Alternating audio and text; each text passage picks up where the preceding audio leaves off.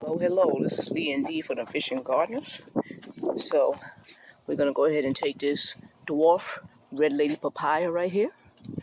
And you see she's doing a little flowering right here in this pot. And we're going to go ahead and place her right in the ground. So we're going to start her off in the ground. First, we got to cut this big branch out of here. And this branch right here is coming from this tree right here, neighbor's tree. So we have those all through our yard, and we've been doing a lot of cutting every time we're planting. And yeah, so that's what we deal with right here. But trees are trees are trees. Yeah, so that's going to be our project for today. That, and also, don't know if we'll do it today or not, but we have yellow dragon fruit cuttings. Yes, yellow dragon fruit cuttings. So we weren't going to try dragon fruit at first, but we said, hey, we're trying everything else. You know, we'll go ahead and try the dragon fruit because, as you can see, we have a lot of cactuses around the backyard. So they've all survived. I know dragon fruit may be a little different, yet at the end of the day, it's still a cactus. So we're going to go ahead and try that, and that will be shifted over there. Okay? So we're just bringing that little bit to you, and yeah, that's what we're doing today. Okay, red lady papaya down. So this is the dwarf red lady papaya.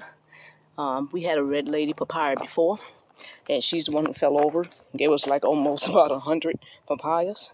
So this time we're going with the dwarf one.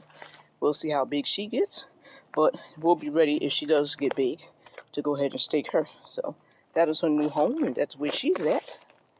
Yeah, there we go. Now we're gonna go ahead and make a dragon fruit trellis, and I'll get back with you. Peace. All right, so we went ahead and put this trellis up right here. It goes all the way up, but we'll fix the top and square that off later on. But we have the yellow dragon fruit right here, and we put 4 in this area, and we put it in a 27-gallon pot. It's right there by the pollinator box. So yeah, I didn't think I was going to do dragon fruit, but I like the yellow ones, so we were able to get cuttings from there. And this right here, this cutting is from my daughter, so I just got that in a small pot right now, holding that for my daughter. And then we got some more dragon fruit, and that's yellow. So we're probably going to go ahead and get the purple variety for cross-pollination, but that's going to go right up that trellis right there.